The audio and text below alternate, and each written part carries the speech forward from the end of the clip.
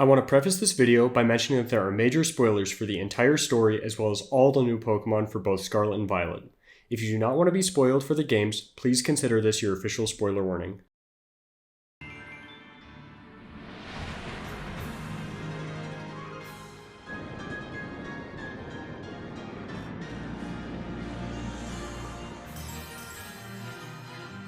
Pokemon Scarlet and Violet are the newest additions to the Pokemon franchise. They were released worldwide at midnight on November 18th, 2022. Throughout this challenge, I would be trying to complete the game within 24 hours of its release. This is the story of how I attempted to Day 1 Pokemon Scarlet. I want to set the stage a little for this challenge. On any normal Friday, I would expect to have college classes from around 8 a.m. to noon, plus any time added for homework that would be due that day. Fortunately, on Thursday, November 17th, a winter storm advisory was put into effect. This storm would pass over my college, causing classes to be cancelled for all of Friday. This meant that I was free the entire day for the launch of Pokemon Scarlet and Violet.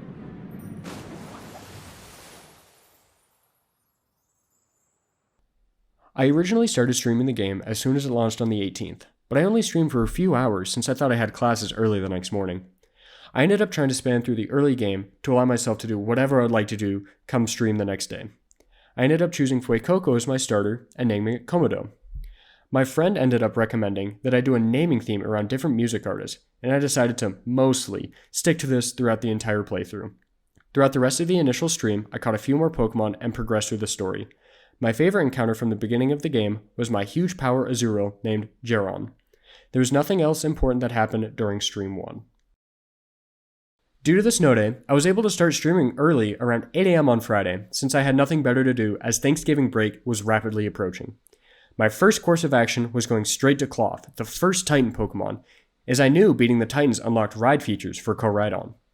The first and last two abilities in particular were very important to me, so I spent a lot of time getting them early. However, after I defeated the first Titan Pokemon, I started moving towards beating the Victory Road storyline. The beginning of the game actually went very smoothly, beating both Brassius and Katie without issue. I then moved on to the Titan Pokemon Bombardier and Great Tusk shortly thereafter. This was my first major roadblock of the game. You see, during my playthrough, I avoided every single optional battle I could, both trainers and wild Pokemon. This caused me to be wildly underleveled starting around this point, which lasted throughout the rest of the playthrough, and it impacted me to varying degrees. After a few attempts at beating the Titan Pokemon Great Tusk, I decided to move back east to beat Iono and the Titan Pokemon Earthworm. After getting these two badges, I decided to try my luck with Great Tusk once again.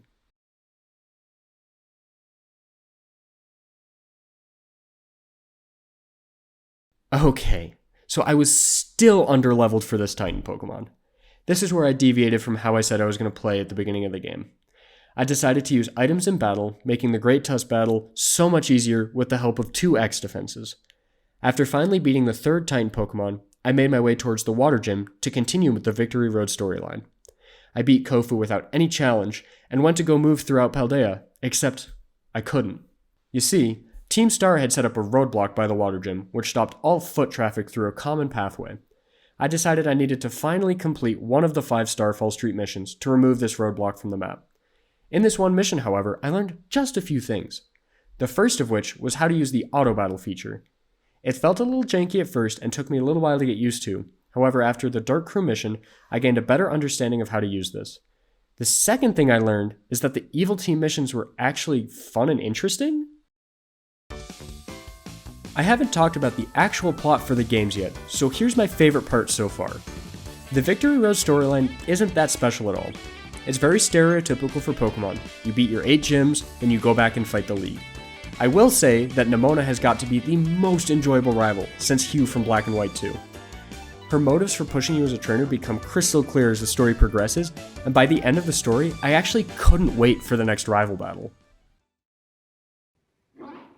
The Path of Legend storyline follows Arven and his Mabosstiff, who is injured during their first expedition into the Great Crater of Paldea. Arven is trying to heal Mabosstiff using the Herba Mystica, which each Titan Pokemon consumes.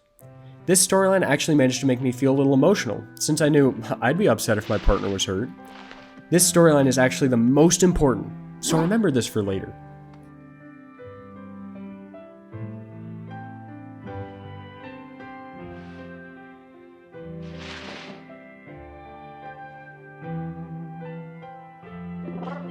Oh, the sweet puppet dog.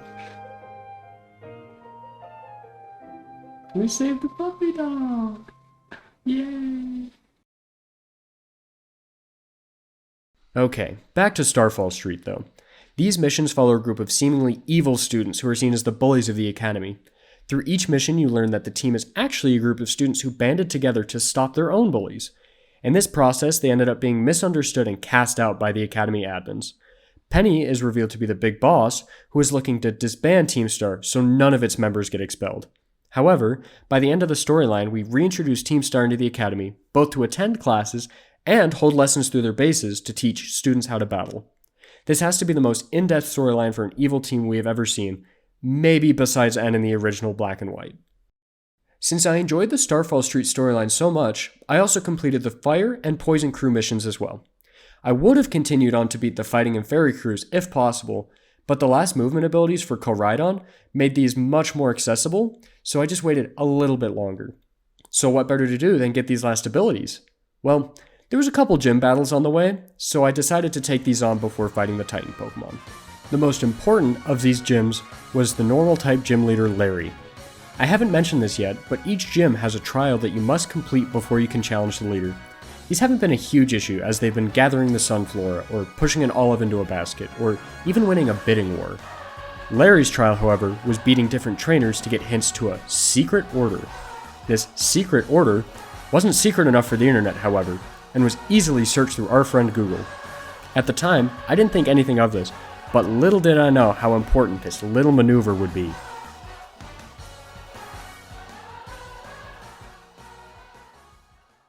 After sweeping through Larry's team, I came across yet another roadblock. This would be the last Titan Pokemon, the False Dragon Titan. I was once again way underleveled, being at about level 30, where the wild Pokemon were at about level 45. I ended up catching the best little pink fish, who would just sacrifice itself to use Memento to stop the Titan from doing heaps of damage to my team.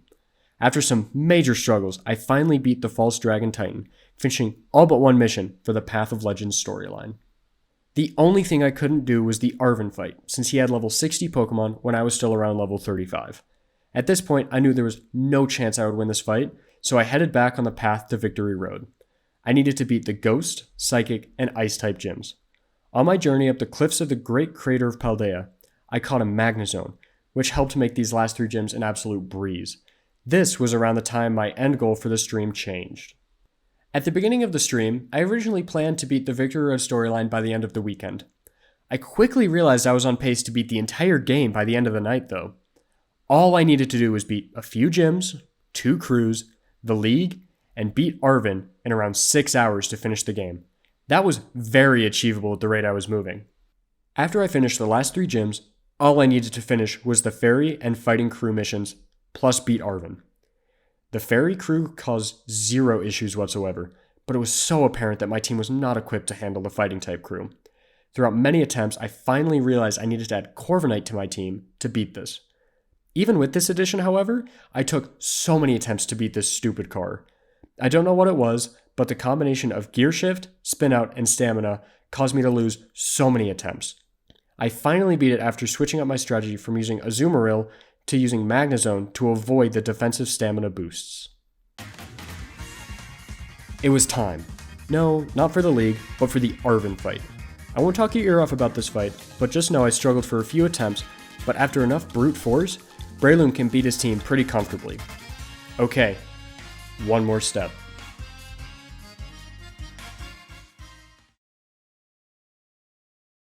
Finally, I was there, the Pokemon League. I had about 4 hours remaining until it was November 19th. If that clock turned from 11:59 and I hadn't seen the end credits, I would have failed to accomplish my goal for launch day. I couldn't let that happen. Grusha?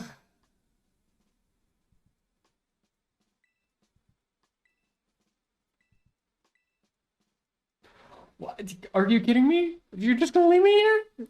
Just chilling? How'd that happen?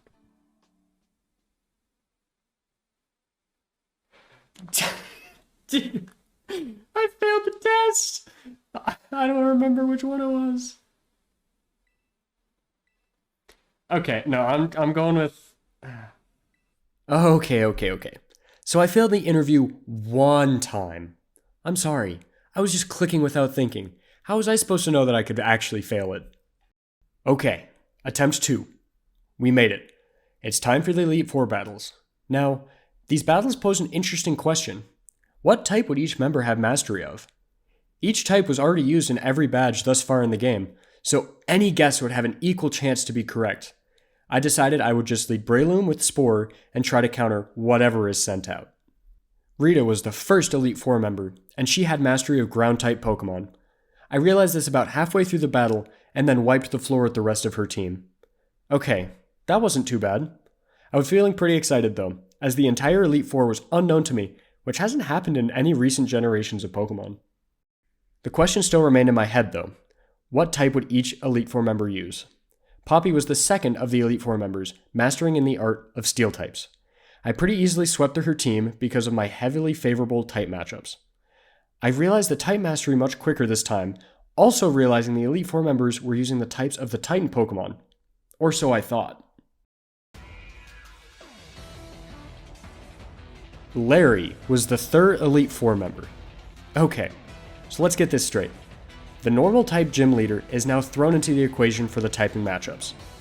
In the past, these reoccurring characters have always kept their same mastery, so I didn't have a reason to think that this would change. I set up my Breloom with the Muscle Band, which Azumarill usually holds. I entered the battle with Larry, ready to beat his normal type team. Except it's all flying types. So apparently Gita told Larry to use another type, so he chose flying types.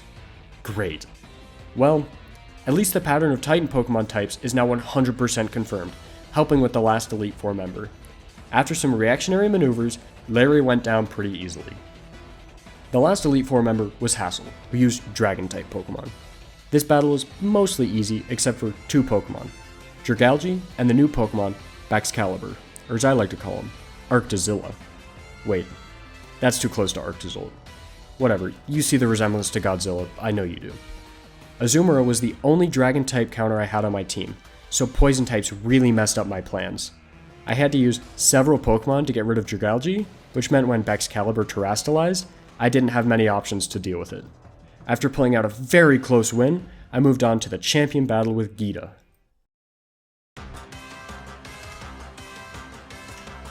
Now, I wish I could say this champion battle was hard, but I won't lie to you, it wasn't. She used a team of varying types, but unfortunately many of these Pokemon had common weaknesses, which made it very easy to tear apart. And just like that, we did it. The champion and all side quests were complete. Time to roll credits.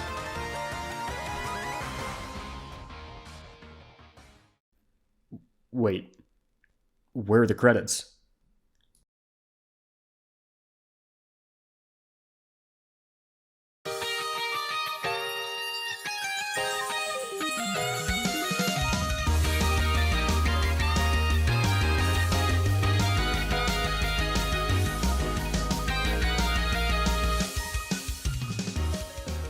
Remember earlier when I said I was actually asking when the next time I got to fight Nemona was? I didn't want it to be after the league fight. I still had around 2 hours and 10 minutes to beat one trainer. It can't be all that bad, right? Wrong. This fight was such a challenge for one reason only. Stealth Rocks. All of my problems with getting beat by damage ranges came down to her Lycanroc setup move. Eventually, I realized Zoroark was actually the solution to all my problems. A simple Magnezone illusion to bait out a ground-type move, which would allow me to use Scary Face and let my Breloom knock out Lycanroc, was the best way to beat this battle.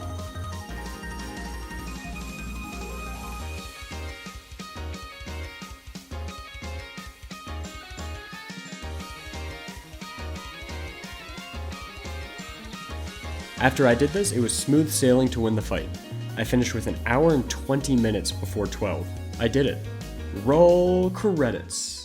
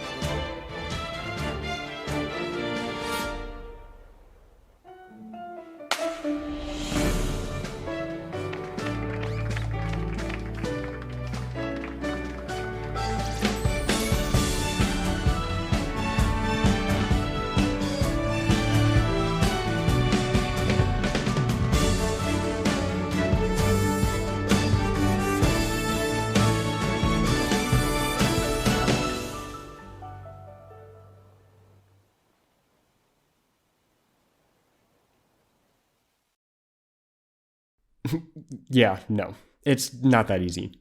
So, remember how I told y'all that the Path of Legends storyline was actually the most important? This is because the Victory Road and Starfall Street missions actually merge with the Path of Legends storyline to create a fourth storyline revolving around the Great Crater of Paldea. After beating both Victory Road and Starfall Street, Nimona and Penny will assist you respectively. The way home. Let's go. That's a new storyline, technically. Okay. That is our live countdown timer. This is how much time I have left to beat the game. When I was estimating if I could beat this game before the end of launch day, I figured that this quest would probably be post-game content like it was in Sword and Shield. I was wrong. The credits have not rolled, and I'm just starting a brand new storyline with less than 2 hours before the 19th. Okay, I know I said this earlier, but it's actually time to lock in. I had put a countdown on screen to be a constant reminder that there is no room for mistakes. It's time to venture into Area Zero. The first step of the quest is to visit 4 research stations in the crater to open the door to the research facility. This was mostly running down the crater and spamming A to get through dialogue. I finally reached the facility with around 35 minutes remaining before midnight. The problem was, after opening the doors to the facility, a wide variety of Paradox Pokemon began to attack. These were easy enough to defeat, especially with the help of Nimona, Arven, and Penny. After moving into the facility, we see Professor Sada. She tells us she needs help shutting down the time machine that brings the past forms of Pokemon to Area Zero. However, Sada herself is actually an AI version of the professor, programmed to keep the time machine running no matter what. After putting the Scarlet Book into the time machine, the AI started a battle using exclusively Paradox Pokemon. This presented a major problem for me. I was headed into a battle with around 30 minutes left, knowing very well that this section is littered with cutscenes and crazy turns I would never expect to occur. I decided I needed to take extreme action to be able to complete the game on launch day. During the battle, I would research the next Pokemon which would be released, and its weaknesses. Even though I was doing this, the battle became a 1 versus 1.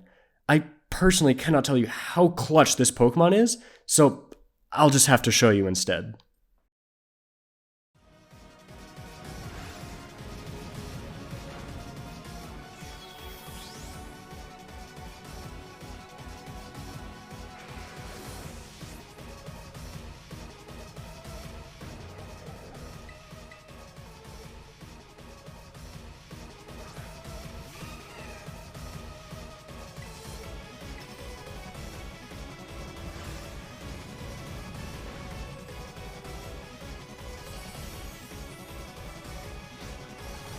Let's go!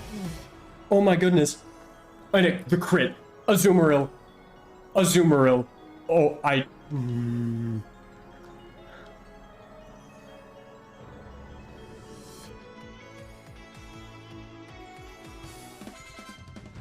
Okay. Okay. Now, there's about 15 minutes remaining before midnight, but I knew the story was not done yet. We haven't seen anything from Koraidon in the story, and that's exactly what comes next. AI Sada had blocked the use of Pokeballs registered to any ID that wasn't hers. That results in a 1v1 between our Koraidon and hers. However, due to cutscenes, this battle starts a whole 5 minutes after the other one ends, leaving me with only 10 minutes left to complete this challenge. Now, I believe this Koraidon versus Koraidon fight is scripted, meaning the battle takes however long Game Freak intended it to be. This creates a lot of tension, making it seem like your Koraidon's on its back foot before making this awesome comeback. The battle is essentially unlosable if you're trying, which is great for my cause. However, it's undeniable that scripting a battle like this takes away a specific amount of time, which I'm rapidly running out of. The battle ends and more cutscenes endure. The rest of the Area Zero cutscenes end with about 3.5 minutes left, but a loading screen is stuck for an entire minute. A final set of cutscenes ensue just as the clock is approaching 12. The question still remains, will I finish all of Pokémon Scarlet on the day of release? You may just have to see this for yourself. Dude! Is that the credits?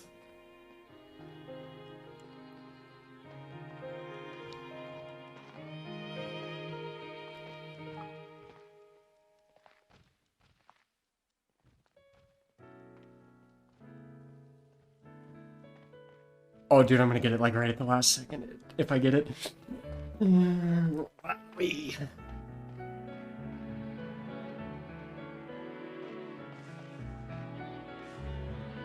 Come on now.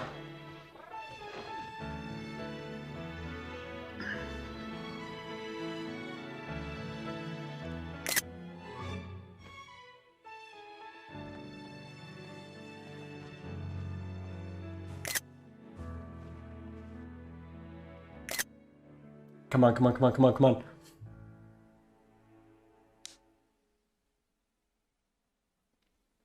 Credits? Yeah, you saw that right. After streaming for a total of 18 hours and 11 minutes, I can confirm that I beat the entirety of Pokémon Scarlet all during the official release date. If I had made slightly different decisions, like fighting the normal gym trainers instead of looking up the secret recipe, I would have not have been able to complete this challenge. There were 2 streams with some minor technical difficulties, a ton of friends, a little stress, but a lot of fun. I am so happy to say that I day one'd all of Pokémon Scarlet, and I'm so happy to share this occasion with you all. This project not only took over 18 hours to film, but also took hours of writing and editing to complete. If you enjoyed it even a little bit, I would really appreciate if you liked the video and subscribed to the channel. It would really help me out, and it would go a long way in helping my channel grow. I hope you enjoyed the video, and I wish you the best of luck on your playthroughs of Pokémon Scarlet or Pokémon Violet.